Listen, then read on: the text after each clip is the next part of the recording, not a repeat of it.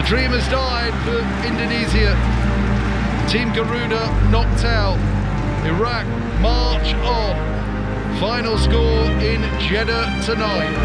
Iraq 1, Indonesia 0. Kekalahan 0-1 dari Irak di ronde keempat kualifikasi Piala Dunia 2026 bukan cuma soal skor di papan, tapi tentang mimpi jutaan pendukung Garuda yang harus kandas di tengah jalan.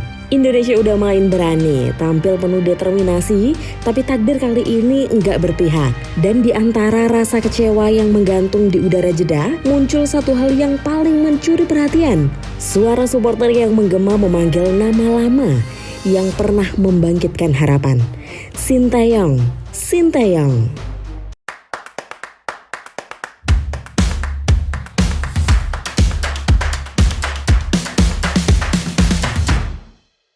Main bagus tapi gagal finishing, cerita lama yang terulang.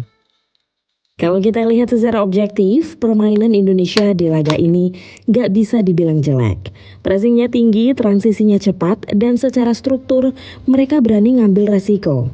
Dari awal aja, Calvin Verdong udah nyoba tembakan jarak jauh. Tom Haye juga ngancem dari luar kotak penalti. Mauro Zylstra bahkan sempat 2 kali hampir banget cetak gol. Masalahnya, finishing lagi-lagi jadi PR besar. Kayak nonton film bagus tapi endingnya dipotong. Literally nyesek sih. Semua momentum bagus tapi outputnya nihil. Ini patternnya yang udah kebaca dari beberapa laga terakhir. Build up keren, resultnya yang gak sepadan. Dan ini bukan soal kurang usaha, tapi soal ketenangan. Irak punya 1 momen, 1 eksekusi, dan 1 gol dari Zidane Iqbal.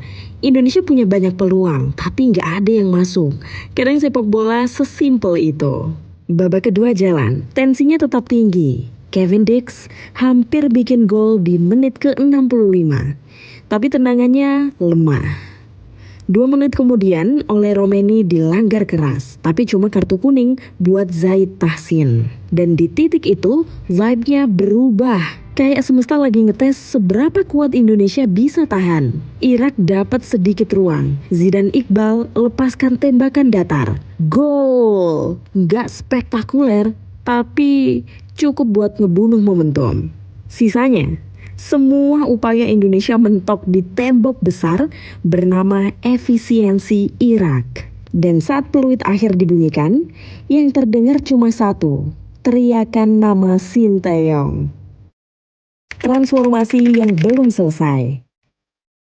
Jujur aja, ini bukan Indonesia yang dulu. Kalau lo flashback beberapa tahun ke belakang, tim ini literally beda banget. Dulu pemain lokal mendominasi. Jarang ada yang punya pengalaman luar negeri.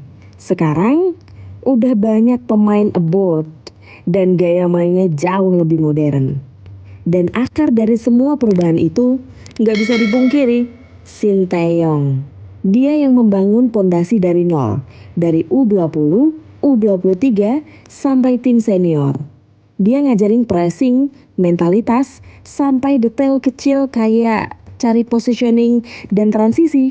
Kita mungkin gak juara, tapi identitinya kebentuk.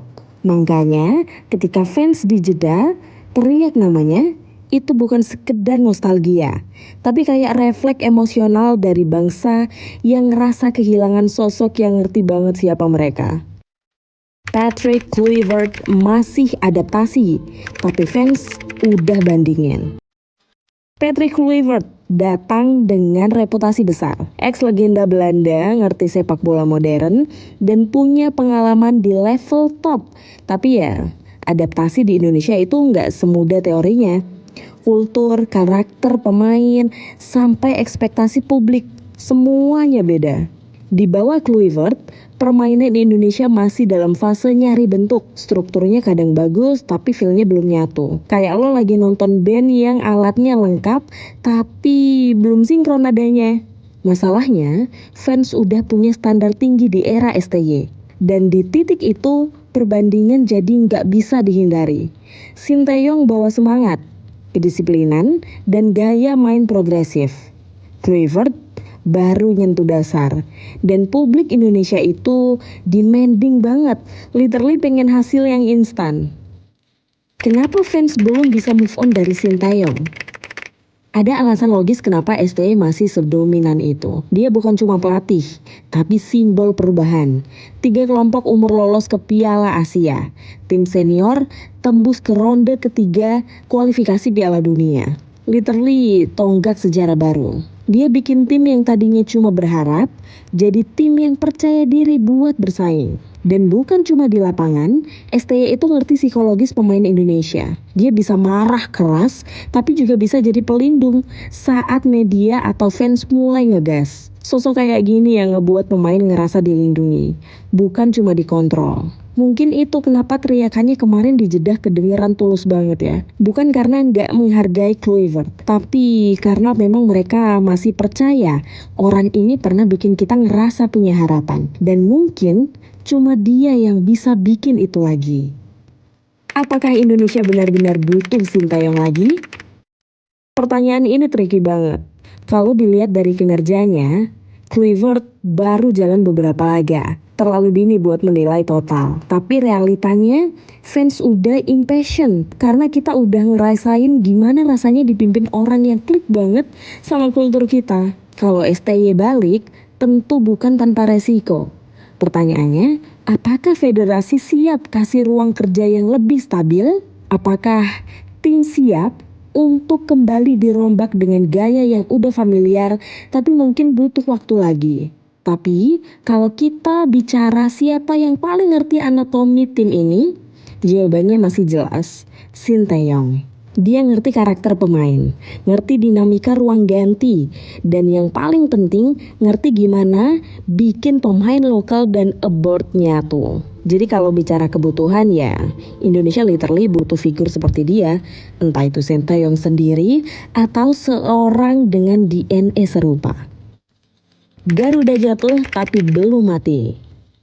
Kekalahan dari Irak ini pahit banget, tapi di sisi lain ini juga jadi cermin bahwa Indonesia udah berubah. Dulu kalah karena nggak bisa bersaing, sekarang kalah karena efisiensi. Itu beda konteks, artinya kita udah di level yang lebih tinggi. Tingginya nyelesain puzzle terakhir. Dan mungkin malam di Jeddah itu bukan akhir dari cerita, mungkin itu cuma bab baru, di mana Indonesia harus nemuin kembali ritme dan arah. Karena di sepak bola, kadang lo harus jatuh dulu buat ngerti seberapa tinggi lo udah naik. Dan kalau nanti, entah kapan, nama Sinteyong kembali lagi ke bench timnas, bisa jadi itu bukan sekedar reuni, tapi kelanjutan dari cerita yang sempat terhenti di tengah jalan. Karena buat fans Garuda, Sinteyong bukan cuma pelatih. Dia literally simbol dari kebangkitan. Sesuatu yang gak bisa dihapus cuma karena satu kekalahan.